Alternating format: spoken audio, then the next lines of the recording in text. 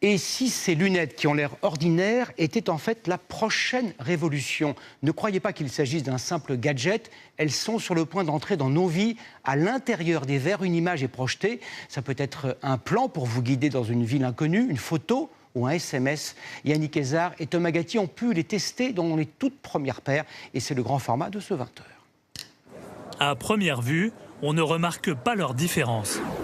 Des lunettes un peu plus épaisses que des montures classiques, mais à l'intérieur, une technologie de pointe. Dans un futur très proche, de plus en plus de lunettes comme celle-ci contiendront un écran transparent directement à l'intérieur des verres pour afficher des choses dans notre champ de vision. C'est ce qu'on appelle la réalité augmentée. Voici l'une des toutes premières paires. On va tester ça.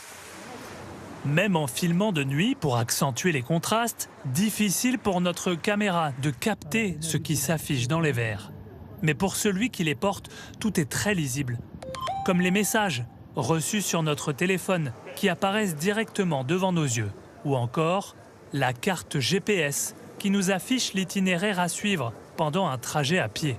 Alors ça, c'est vraiment pratique parce qu'on a les mains libres, pas besoin de sortir son téléphone et on voit clairement où on doit aller, impossible de se perdre.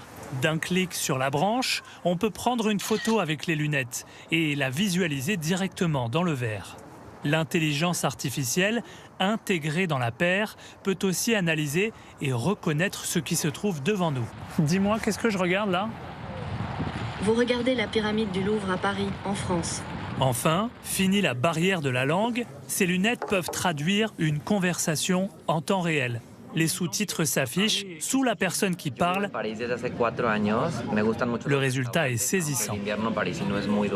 Alors cette technologie peut-elle s'imposer demain jusqu'à remplacer nos smartphones? Bonjour Nicolas. Hello, salut Dani, ça va? Nous avons posé la question à un spécialiste depuis le salon des nouvelles technologies de Las Vegas. Il y a énormément d'entreprises, notamment des startups chinoises, qui viennent exposer à Las Vegas leurs nouvelles lunettes. On sent qu'il y a une avancée, c'est pas encore parfaitement prêt. Il y a certainement 1 ou 2 ans de développement nécessaire pour avoir une qualité d'affichage à la hauteur du smartphone par exemple, mais il y a vraiment un intérêt des marques pour cette catégorie. Un intérêt des fabricants de lunettes, mais aussi des développeurs de logiciels comme cette start-up. Elle prépare déjà les futures applications de ces lunettes pour par exemple vous guider sur votre vélo ou en gare jusqu'à votre siège dans le train. 2026 marque un petit peu un tournant. Différentes marques et entreprises s'y intéressent fortement pour au final entrer dans le champ de vision du consommateur et se faire une place aussi pour les prochaines années sur cette nouvelle ère de l'informatique. Plusieurs fabricants s'apprêtent à lancer leur modèle cette année. D'ici 6 ans, le marché mondial des lunettes de réalité augmentée pourrait atteindre 1 500 milliards d'euros.